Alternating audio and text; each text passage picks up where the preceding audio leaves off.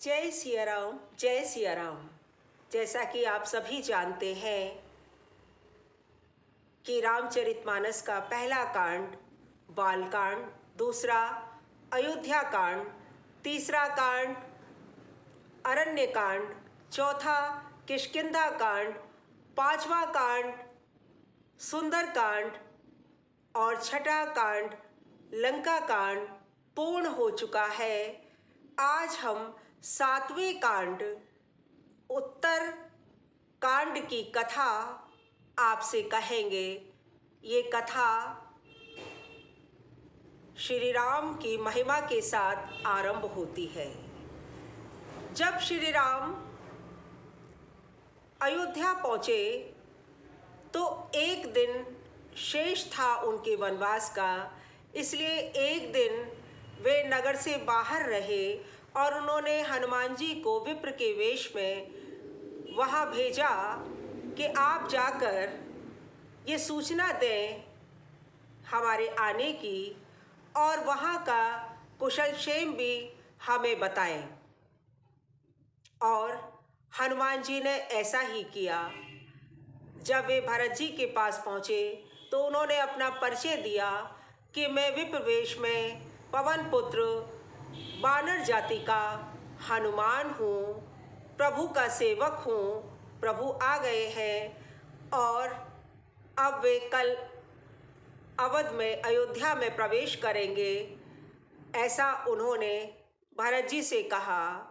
और इतना कहते ही पूरी अयोध्या में उत्सव सा आरंभ हो गया। अगले दिन प्रभु श्री राम अयोध्या में आए तो चारों तरफ खुशियां छा गई। भरत जी ने साष्टांग दंडवत करके प्रभु श्री राम को प्रणाम किया और जमीन पर ही लेट गए। तब बलपूर्वक श्री राम ने उन्हें उठाकर अपने सीने से लगा लिया और इसके बाद शत्रुघ्न को भी उन्होंने अपने सीने से लगाया और फिर वे अपनी सब माताओं से मिले। सबसे पहले वे अपनी माता कैकेयी के महल में गए, क्योंकि उन्हें पता था कि वह स्वयं लज्जित हैं, इसलिए सर्वप्रथम वे उनसे जाकर मिले। सब माताओं ने उनसे कुशल क्षेम पूछी, सबने आशीर्वाद दिया, युद्ध का सारा समाचार लिया।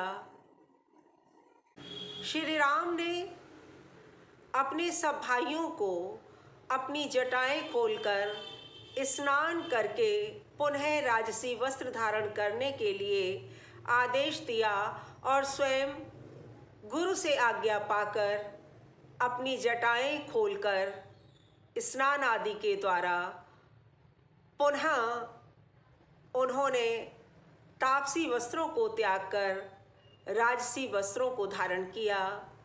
सीता जी ने भी स्नान आदि करके श्रृंगार से युक्त होकर, वस्त्र आभूषणों से युक्त होकर सब माताओं को प्रणाम किया। और तब वशिष्ठ जी ने ब्राह्मणों से सीता जी सहित उन्हें राज सिंहासन पर बिठाकर राज तिलक करने का आदेश दिया। जय सिया राम, जय सिया राम।